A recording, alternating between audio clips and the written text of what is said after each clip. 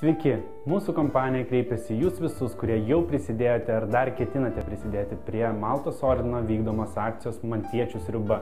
Mes džiaugiamės, kad ir mūsų įmonė šiais metais galėjo prisidėti prie šios kilnios akcijos ir padėti Maltos ordinui pasiekti užsibrėžtų tikslų. Mes manome, kad Maltos ordino organizuojama akcija Maltiečių sriuba skirta vienišiems ir vargingai gyvenantiems seneliams yra tikrai graži ir prasminga. Ir labai smagu, kad egzistuoja organizacijos, kurios sutelkia žmonės ir kartu sprendžia visuomenėje aktualias problemas.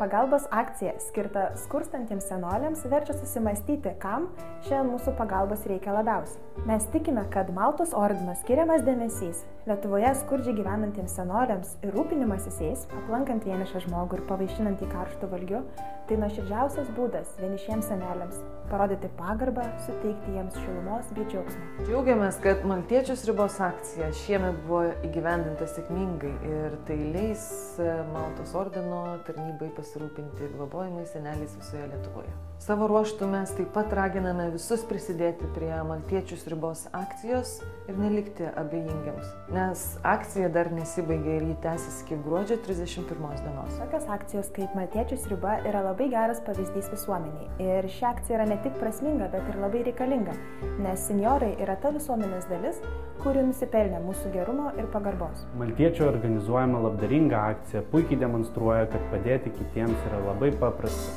Todėl nepamirškime atsigręžti tuos, kuriems labiausiai trūksta mūsų šilumos.